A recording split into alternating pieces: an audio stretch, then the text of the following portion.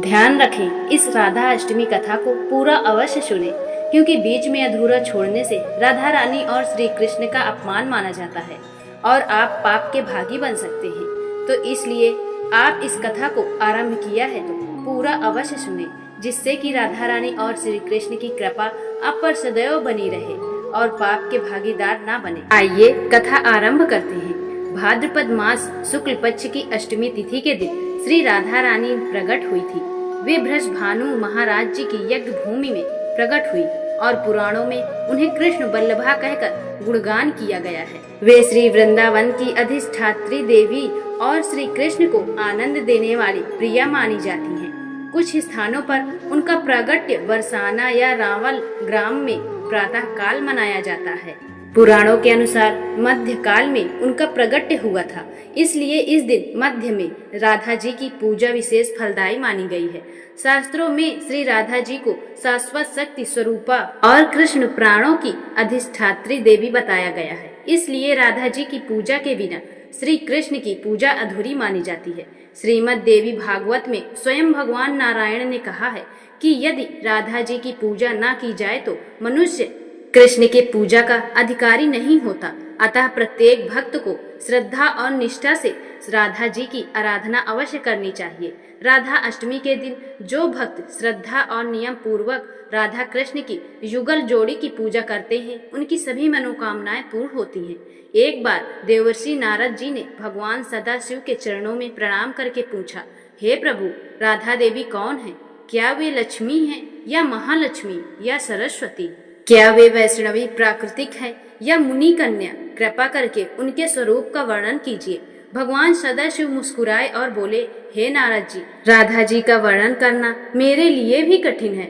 अनंत मुख से भी यदि कहूँ तो उनकी माधुरी और रूप की महिमा का पार नहीं पा सकता। उनका रूप स्वयं ही कृष्ण को मोहित कर देता है। तीनों लोकों में कोई भी उनकी महिमा का अंत नहीं जान सकता। नारद जी बोले, प्रभु कृपा कर मुझे राधा जी के जन्म का महात्म्य सुनाइए और उनकी पूजा का विधान बताइए। सदाशिव ने कहा, बृषभानुपुरी के राजा बृषभानु महान उदार और धर्म ज्ञानी थे। उनकी पत्नी का नाम कृतिदा था, जो परम रूपवती और गुण संपन्न थी। इन्हीं के गर्भ से भाद्रपद शुक्ल अष्टमी को मध्य काल में श्री राधा रानी जी प्रकट हुई और इस दिन व्रत रखकर श्री राधा और कृष्ण का पूजन करना चाहिए।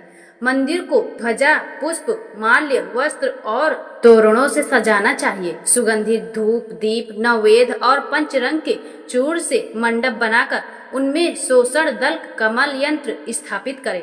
उस पर दिव्य आसन रखकर पश्चिम की ओर श्री राधा कृष्ण की युगल मूर्ति स्थापित करें। फिर श्रद्धा से ध्यान करें और गंध, पुष्प, चंदन, दीप तथा नववेद से पूजा करें। भक्तों को प्रसाद बांटे और दिन भर महोत्सव मनाएं। रात्रि में जागरण करके राधा कृष्ण का स्मरण करें और कथा कीर्तन करें। जो व्यक्ति राधा अष्टमी के दिन भक्ति से व्रत और पूजा करता है, उसके घर में श्री राधा कृष्ण का सदा वास रहता है। जो दिन रात राधा नाम का जप करता है, वे सभी प्रकार के धर्म, अर्थ, काम और मोक्ष को प्राप्त करता है। जो राधा जन्माष्टमी का व्रत करता है, वह राधा कृष्ण के सानिध्य में ब्रज में वास करने का अधिकारी होता है। जो भक्त राधा जी का नाम स्मरण करता है, वो भव बंधन से मुक्त होकर परम आनंद को प्राप्त करता है। राधा नाम स्मरण कभी निष्फल नहीं होता। यह सब तीर्थों के समान पुण्य देने वाला होता है। हे नारद, जो भक्त राधा रानी की भक्ति करता है, उसके घर में कभी भी लक्ष्मी की कमी नहीं होती है। राधा कृष्ण जिनके इष्ट देवता हैं, उनके जीवन में कभी अभाव नहीं रहता।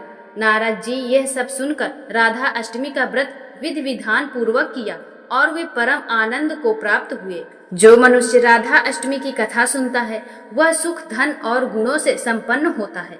जो राधा रानी का नाम जप करता है, उसकी सभी कामनाएं पूर्ण होती हैं। जो मोक्ष की इच्छा करता है, उसे मोक्ष की प्राप्ति होती है।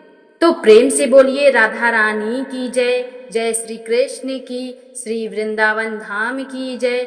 आशा है यह कथा आपको अच्छी लगी होगी। अगर आप पहली बार हमारे चैनल पर आए हैं तो कृपा करके सब्सक्राइब करें और साथ ही बेल आइकन दबाएं। वीडियो को लाइक और शेयर अवश्य करें और भक्ति में आनंद पाते रहें। जय श्री राधे कृष्णा।